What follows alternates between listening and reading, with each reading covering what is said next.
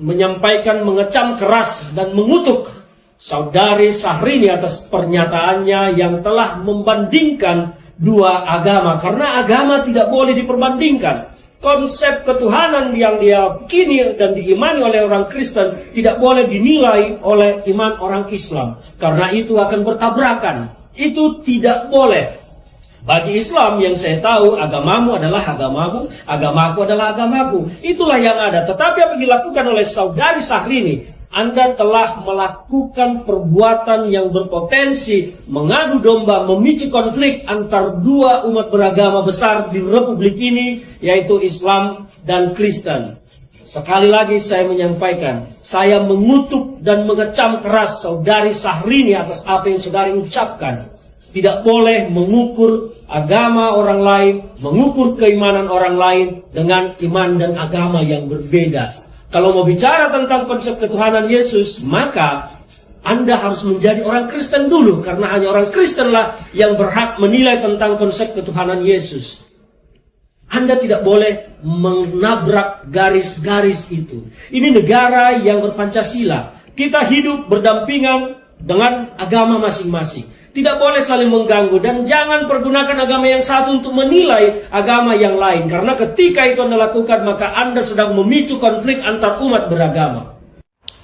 Mari kita doakan bersama supaya perempuan yang satu ini dikaruniakan anak dalam hidupnya dan dalam rumah tangganya. Jangankan satu anak, kita doakan banyak-banyak anak berlusin-lusin supaya dia sibuk dengan ngurusin anaknya dan enggak ngurusin atau kasih statement, kasih pendapat yang bisa menyakiti hati orang lain yang menganut agama yang minoritas ya. Lu selamat karena lu menganut agama yang mayoritas. Jadi kita yang minoritas ini cuman tidak marah, tidak berontak, hanya mendoakan ente lu dapat anak yang banyak, dapat berkah dalam hidupnya. Kami pun diajarkan untuk tidak membalas tapi memaafkan. Gitu guys, jangan lupa doakan dia. Unggahan Syahrini soal Yesus bikin warganet marah. Dia dituding menghina agama Kristen. Baru-baru ini Syahrini ngebahas tentang Yesus sebagai nabi Tuhan dari perspektif Islam dalam story-nya. Syahrini bilang bahwa dalam Islam gambaran Yesus berbeda dengan gambaran Tuhan yang maha sempurna. Katanya Yesus masih memiliki keterbatasan, sedangkan Tuhan adalah maha sempurna. Bagaimanapun di dalam kitab suci, Yesus lahir, makan, tidur, berdoa, dan punya keterbatasan pengetahuan, tulis Syahrini.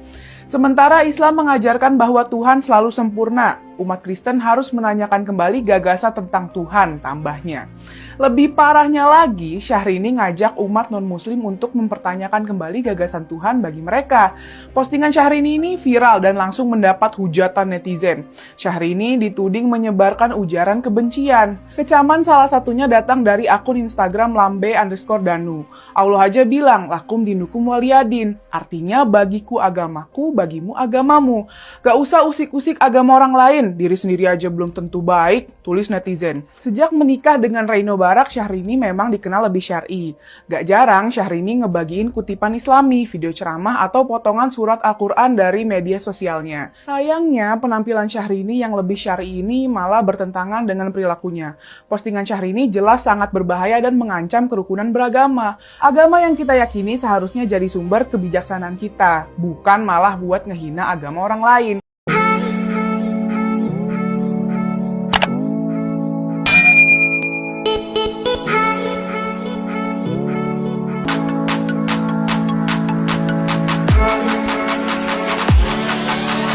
Bu, tahu enggak sih kenapa Yesus itu sangat direndahkan di dunia ini dalam versi kekristenan? Karena begini, itu menggenapi nubuatan Nabi Yesaya di Yesaya 53. Ya, kita baca ya di Yesaya 53 ya Bu. Yesaya 53 adalah nubuatan tentang Yesus yang akan direndahkan 600 tahun sebelum kelahiran Kristus. Nah, kita lihat isi nubuatan Nabi Yesaya. Ini bukti Allah kami hidup. Yang pertama, siapakah yang percaya kepada berita yang kami dengar dan kepada siapakah kuasa tangan Tuhan dinyatakan? Sebagai taruk ia tumbuh di hadapan Tuhan dan sebagai tunas dari tanah kering. Ia tidak tampan, wah Yesus ini tidak tampan, atau tampak mulia untuk dipandang, dan tidak punya rupa yang membuat kita menginginkannya. Itulah Yesus. Ia dihina, memang sangat dihina, dan dihindari orang, betul kata ibu. Seorang yang penuh kesengsaraan dan biasa menderita kesakitan, betul. Orang pun menutup muka ketika melihat dia, betul. Demikianlah ia dihina. Yesus kami memang dihina di dunia, dan bagi kita ia tidak masuk hitungan. Enggak level Yesus itu ketika dia di dunia.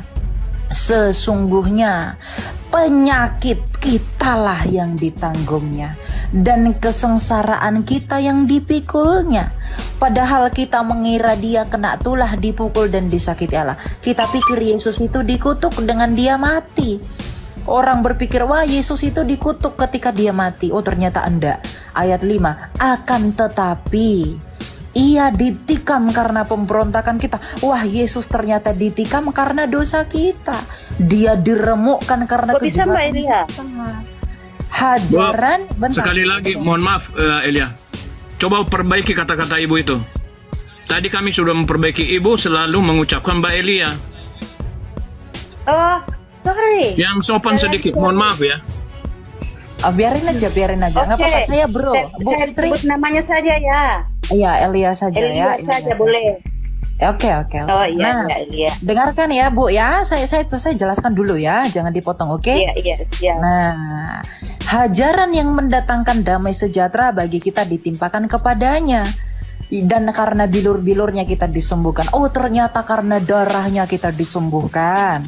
Kita sekalian sesat seperti domba, masing-masing mengambil jalannya sendiri, tapi Tuhan telah menimpakan kepadanya kejahatan kita sekalian. Kita itu selalu berbuat jahat, tetapi kejahatan kita ditimpahkan kepada dia. Dia dianiaya, betul, dia dianiaya, tetapi dia membiarkan dirinya disakiti. Yesus tidak melawan, dan dia tidak membuka mulutnya seperti anak domba yang dibawa ke pembantaian, seperti induk domba yang keluh di depan mereka yang menggunting bulunya. Ia tidak membuka mulutnya. Sesudah ia ditahan dan dihukum, ia digiring pergi. Betul, ketika Yesus digiring pergi, siapa yang peduli akan apa yang terjadi padanya? Sungguh, ia terputus dari negeri orang hidup ketika dia mati, betul. Dan karena pemberontakan umatku ia kena tulah, karena kesalahan kita dia disalibkan. Betul sekali. Orang menempatkan kuburnya di antara orang fasik dan makamnya di antara orang kaya.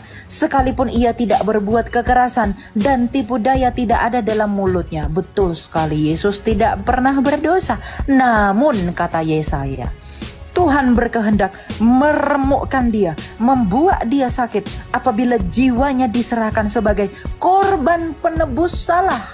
Ia akan melihat keturunannya, umurnya akan lanjut, dan kehendak Tuhan akan terlaksana olehnya. Ternyata benar, Yesus itu mati untuk menjadi korban penebus salah, seperti yang dinubuatkan oleh Nabi Yesaya 600 tahun sebelum kematiannya.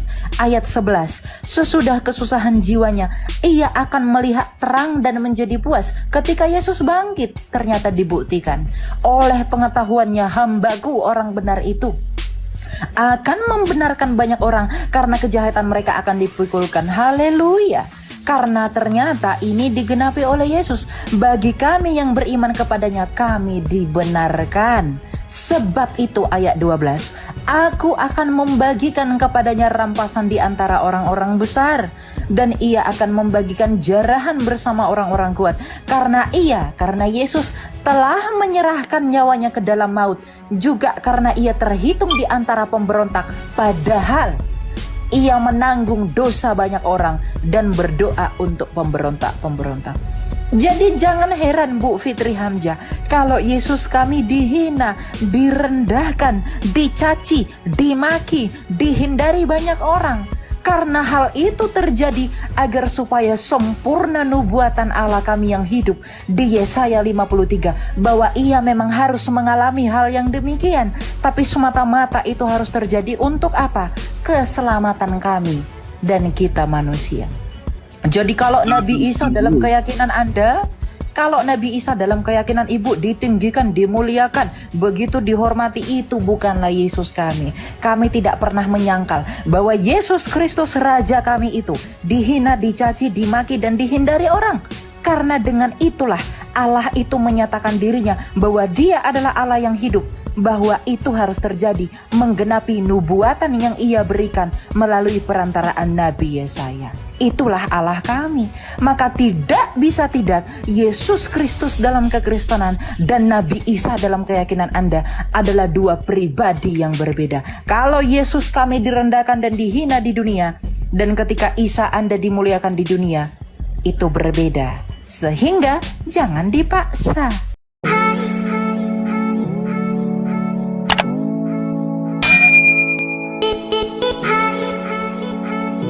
Malam ini, saudara-saudaraku, saya akan membagikan bagaimana saya menghandle tudingan-tudingan seperti ini.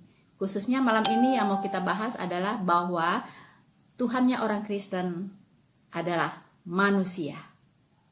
Nah, puji Tuhan ya, bahwa saya pindah dari Muslim menjadi Kristen, justru hot button saya, titik panas saya justru di sana.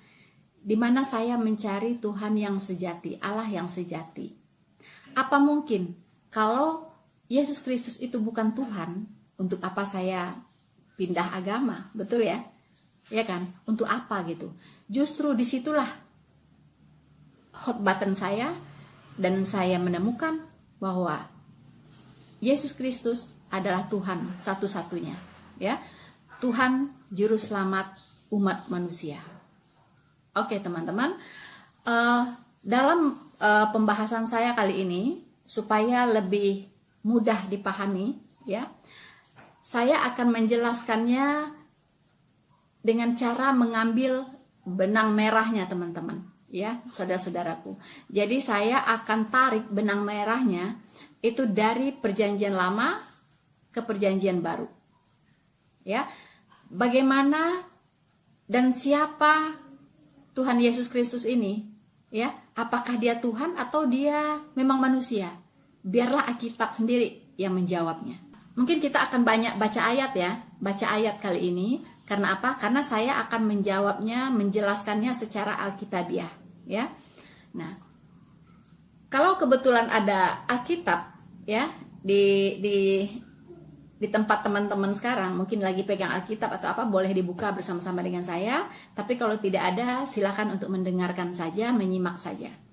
Nah, kita akan melihat ya apa yang dikatakan Tuhan Yesus di Lukas 24 ayat 44. Ia berkata kepada mereka, "Inilah perkataanku yang telah kukatakan kepadamu ketika aku masih bersama-sama dengan kamu, yakni bahwa harus digenapi semua yang tertulis, ya, semua yang tertulis tentang aku, ya, di kitab Taurat Musa dan kitab nabi-nabi dan di kitab Mazmur, ya."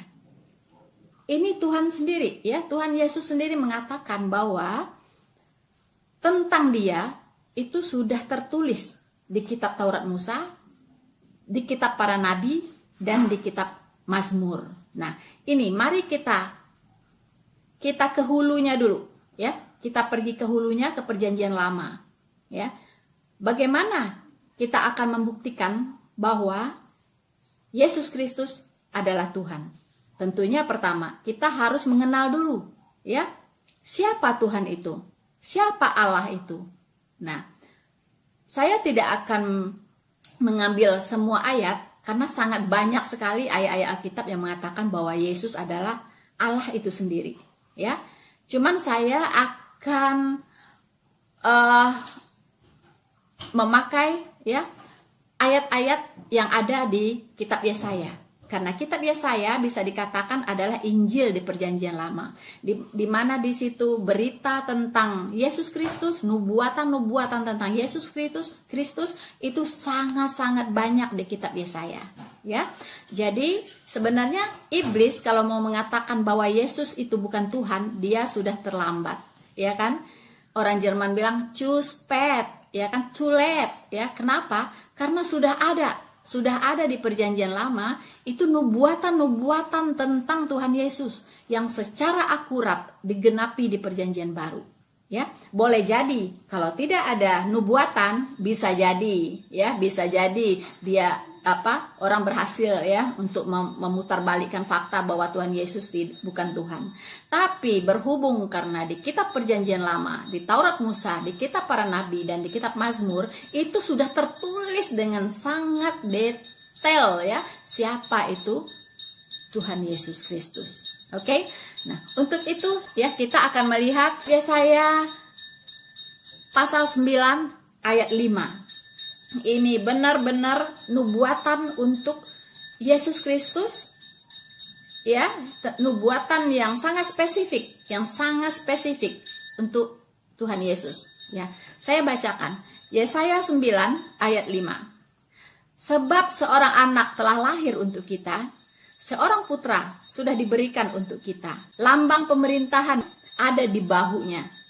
Dan namanya, perhatikan, dan namanya disebut orang, ya, penasehat ajaib.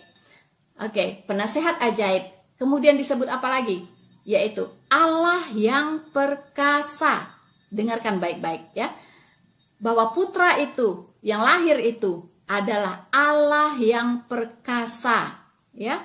Kemudian Bapa yang kekal, ya. Catat ya. Orang-orang di luar Kristen kalau kebetulan mendengarkan video saya ini, catat, garis bawahi baik-baik ya, bahwa sebutan untuk anak yang lahir itu yang diberikan kepada kita itu disebut penasehat ajaib, Allah yang perkasa, Bapa yang kekal, dan Raja damai. Jadi ada 4 sebutan ya, penasehat ajaib, Allah yang perkasa, Bapa yang kekal, Raja damai. Itu sebutan untuk putra yang dilahirkan itu. Ya, ini nubuatan. Ini kitab Yesaya ditulis 700 tahun sebelum Yesus Kristus lahir, ya, yaitu Allah menjadi manusia. 700 tahun sudah dinubuatkan oleh Allah melalui Nabi Yesaya. Jadi iblis tidak bisa lagi berakrobat ya untuk menihilkan bahwa Yesus Kristus hanya manusia, bukan Tuhan. Oke? Siapa Allah yang perkasa itu? Nah, ini pertanyaannya. Kita mau buktikan siapa Allah yang perkasa ini. Ya kan? Nah, kita akan buka Yesaya 49 ayat 26. Aku akan memaksa orang-orang yang menindas engkau memakan dagingnya sendiri, dan mereka akan mabuk minum darahnya sendiri. Seperti orang mabuk oleh anggur yang baru. Ya, supaya seluruh umat manusia mengetahui ya bahwa aku Tuhan adalah juru selamatmu. Catat ya, juru selamatmu ya, dan penebusmu ya. Jadi supaya umat manusia mengetahui bahwa aku adalah juru selamatmu dan penebusmu. Garis bawahi, yang maha kuat Allah Yakub. Ya. Jelas bahwa Allah itu adalah penebus dan juru selamat. Ya. Jadi kalau ada yang mengaku-ngaku Allah tapi dia bukan penebus, bahkan menyangkali penebusan, dan dia bukan juru selamat, bahkan menyangkali penyelamatan, ya, itu dipastikan bukan Allah yang berfirman di Alkitab, bukan Allah yang berfirman kepada Nabi Yesaya. Oke, kita akan tarik lagi garis merah, kita akan buka Lukas 2 ayat 8 sampai 11. Ya. Siapa juru selamat ini? Ya kan? Siapa juru selamat ini? Apakah itu hanya diberikan oleh manusia istilah itu? Ataukah dari Allah? Ya, sebutan yang diberikan oleh Allah. Tadi sudah dinubuatkan bahwa Allah itu adalah juru selamat manusia dan penebus manusia. ya. Nah, kita buka Lukas 2 ayat 8 sampai 11. Saya bacakan. Di daerah itu, tentunya di daerah ini di Bethlehem, di mana Tuhan Yesus dilahirkan, ya. Di daerah itu ada gembala yang tinggal di padang menjaga kawanan ternak mereka. Ya. Dipastikan ini bukan di musim salju, pasti di musim panas karena domba-domba tidak bisa makan rumput salju, ya. Ya, garis bawahi ya bahwa Tuhan Yesus lahir tidak di musim dingin, tapi di musim panas. Ini fakta Alkitab. Pada waktu itu, tiba-tiba berdirilah seorang malaikat Tuhan di dekat mereka, ya, di dekat mereka, dan kemuliaan Allah, kemuliaan Tuhan bersinar meliputi mereka. Artinya meliputi para gembala tadi, ya kan? Dan mereka sangat ketakutan. Lalu kata malaikat itu kepada mereka, "Hei, jangan takut, ya, sebab sesungguhnya aku memberitahukan kepada kamu kesukaan besar, ya, kesukaan yang besar, ya, untuk seluruh bangsa." Garis bawahi, kesukaan besar untuk seluruh bangsa, bukan hanya untuk bangsa Israel, ya. Jadi Tuhan Yesus datang bukan hanya untuk bangsa Israel, tapi untuk seluruh bangsa yang ada di dunia ini. Hari ini telah lahir bagimu juru selamat. Ya, catat, siapa itu? Hari ini telah lahir bagimu juru selamat, yaitu Kristus. Ya, yaitu Kristus Tuhan di kota Daud. Oke? Jadi siapa yang lahir ini? Juru selamat, Kristus, dan Tuhan di kota Daud. Siapa yang memberitahukan ini? Malaikat Tuhan. Jadi bukan manusia yang mengatakan bahwa Yesus adalah Tuhan, atau Rasul Paulus yang mengangkat jadi Tuhan, atau di Konsili Nisea yang mengangkat Yesus adalah Tuhan. No way. Ya, yang mengatakan bahwa Yesus adalah Tuhan, juru selamat, yaitu malaikat Tuhan sendiri. Oke? Clear ya sampai di sini. Kemudian kita tarik lagi benang merahnya. Apakah ada pernyataan Tuhan Yesus yang mengatakan bahwa Dia sendiri adalah Tuhan? Karena banyak yang bertanya ya, mana coba ayatnya? Ya, Yesus berkata, "Aku adalah Tuhan dan sembahlah aku." Ya, mana ayatnya? Banyak kan yang berkata begitu. Itu awal-awal yang bertanya tuh Zakir naik, ya kan? Akhirnya pengikutnya ikut-ikutan, ya kan? Coba tunjukin ayatnya. Mana?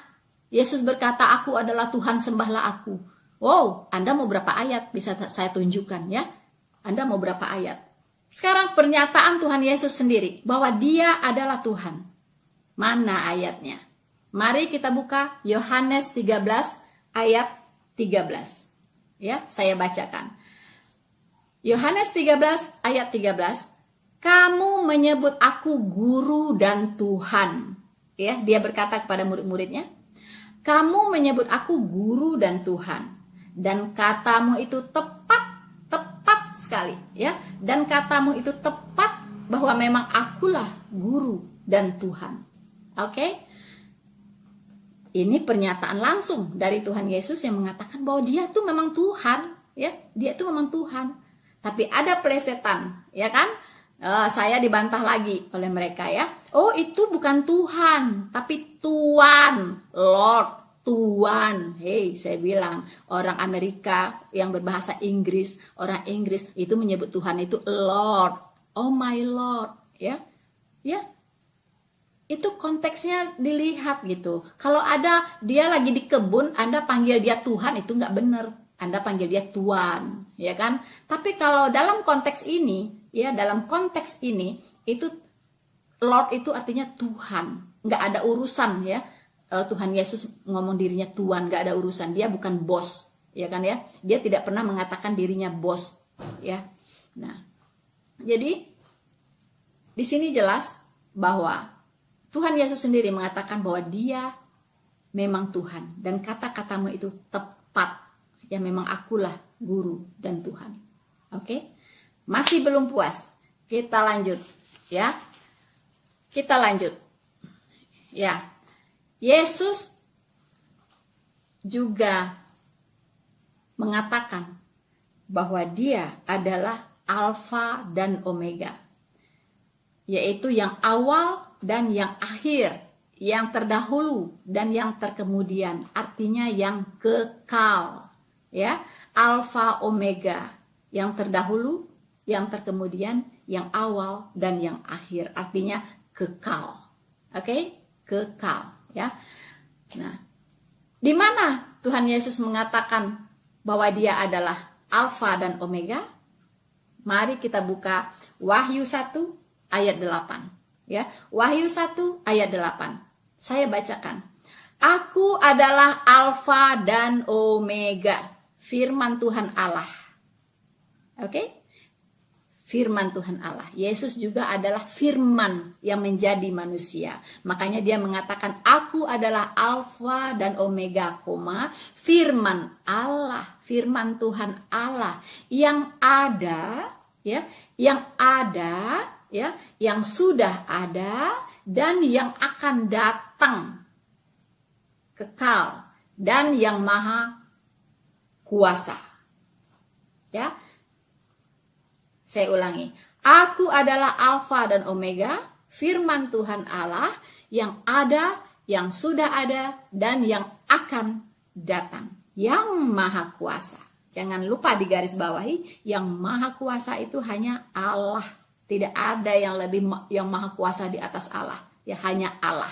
Jadi jelas Tuhan Yesus di sini menyatakan dirinya sebagai Allah yang maha kuasa. Allah yang kekal, ya. Lalu bertanya kepada saya mereka, ya, kekal, kok Tuhan bisa mati, ya kan? Kok Tuhan bisa mati? Katanya kekal.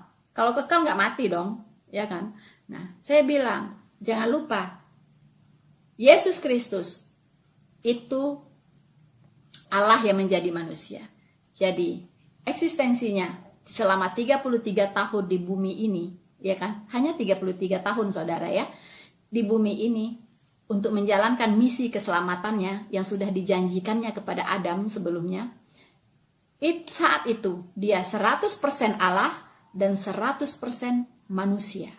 Ya, makanya orang yang tidak paham Alkitab, ya, ketika dia membaca ayat-ayat yang seolah-olah ini kayak seperti manusia nih yang ngomong, dia lapar, dia lelah, dia ngantuk, dia mau tidur, dia apa, itu layak manusia. Ya betul, Allah itu secara fisik dia memakai tubuhnya manusia yang bisa lelah, yang bisa lapar, yang bisa haus dan sebagainya, ya.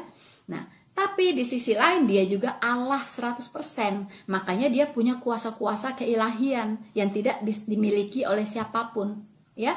Dia punya kuasa-kuasa keilahian seperti apa? Dia berkuasa mengampuni dosa. Ya. Ya. Dia mengatakan bahwa harus tahu bahwa anak manusia, ya, berkuasa mengampuni dosa. Ayo, siapa yang berkuasa mengampuni dosamu kalau bukan Allah sendiri? Ya, itulah sisi keilahiannya Yesus Kristus. Yang mati di kayu salib itu adalah sisi kemanusiaannya. Sisi keilahiannya pergi, ya, pergi. Makanya dia berseru, Allahku, Allahku, mengapa engkau meninggalkan aku? Ya kan? Karena Allahnya pergi. Karena saat itu Tuhan Yesus sedang menggantikan posisi semua orang berdosa untuk dihukumkan. Ya kan? Jadi semua dosa orang ditimpakan kepadanya. Saat itulah dia menjadi orang yang sangat-sangat berdosa. Makanya ada tertulis, terkutuklah dia yang tergantung di kayu salib. Saat itu, ya kan? Karena saat itu dia sedang menanggung dosa seisi dunia ditimpakan ke pundaknya. Allah yang maha suci, yang maha kudus tidak bisa berdampingan dengan dosa, setetes dosa pun tidak bisa berdampingan dengan Allah. Maka saat itu Allah keluar, ya, dan meninggalkan kemanusiaannya Yesus Kristus, sehingga dia berkata, Tuhanku, Allahku, Allahku, mengapa engkau meninggalkan aku? Ya, itu sebabnya dia berkata begitu. Banyak yang nggak paham kan? Kemudian kita lihat lagi, ya, apa korelasinya, ya, antara Yesus Kristus dengan Allah di Alkitab. ayat-ayat relevan ya, yang paralel ya di Perjanjian Lama ya, bahwa Allah itu adalah yang awal dan yang akhir. Seperti tadi Tuhan Yesus sudah menyatakan dirinya yang awal dan yang akhir ya. Nah, sekarang kita lihat ayat yang paralel yang mengatakan di Perjanjian Lama. Kita buka Yesaya 48 ayat 12. Dengarkanlah aku hai Yakub, dan engkau Israel yang kupanggil ya. Jadi Israel itu, Yakub itu diberi nama Israel. Oke, jadi Israel itu dari nama Yakub ya. Akulah yang tetap sama, akulah yang terdahulu, dan akulah juga yang terkemudian. Tanganku yang meletakkan dasar bumi, tangan kananku yang membentangkan langit, dan seterusnya. Ya, jelas bahwa Allah di Perjanjian Lama, Allah Jehovah, juga menyatakan dirinya sama seperti Yesus Kristus menyatakan dirinya bahwa dia adalah Alfa Omega, yang awal dan yang akhir, yang terdahulu dan yang terkemudian. Paham sampai di sini? 3 pribadi, 1 hakikat. Ya, 3 pribadi, 1 hakikat. Yaitu Bapa, Putra, dan Roh Kudus. Semuanya hakikatnya adalah Allah yang Esa, karena semuanya adalah satu ya. Nah, sekarang kita lihat ya, ayat paralelnya tadi kan dikatakan ya bahwa Allah mengatakan akulah yang meletakkan dasar bumi, berarti dia pencipta, dia adalah sang pencipta. Sekarang kita lihat, kita tarik lagi benang merahnya, apakah Yesus Kristus ini pencipta atau bukan? Ya, kalau Yesus Kristus ini bukan pencipta, maka gugur jadi Allah. Oke, gugur. Sekarang kita lihat, kita buka Injil Yohanes 1 pasal 1 untuk membuktikan bahwa Yesus Kristus adalah Allah sang pencipta langit dan bumi dan menjadikan Anda dan saya. Oke? Nah, saya bacakan. Pada mulanya adalah firman. Firman itu bersama-sama dengan Allah, dan firman itu adalah Allah. Segala sesuatu dijadikan oleh Dia. Artinya Dia pencipta.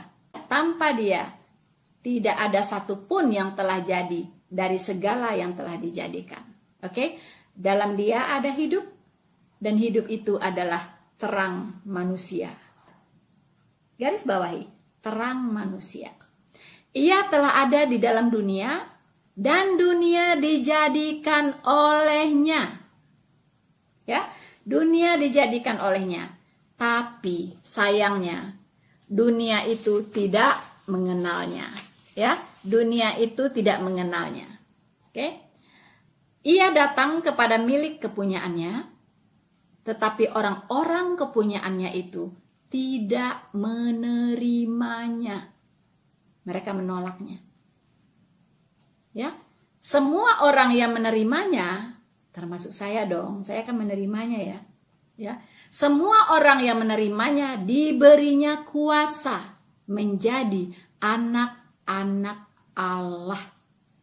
Garis bawahi ya. Jadi kita yang percaya di dalam namanya, kita diangkat sebagai anak-anak Allah. Bukan lahir brojol dilahirkan oleh bidan ya, bukan ya. Ini anak secara rohani ya, anak-anak Allah. Oke? Yaitu mereka yang percaya dalam namanya. Jadi siapapun Anda yang percaya bahwa Yesus adalah Tuhan, Anda adalah anak-anak Allah. Firman itu telah menjadi manusia. Ya, firman itu telah menjadi manusia.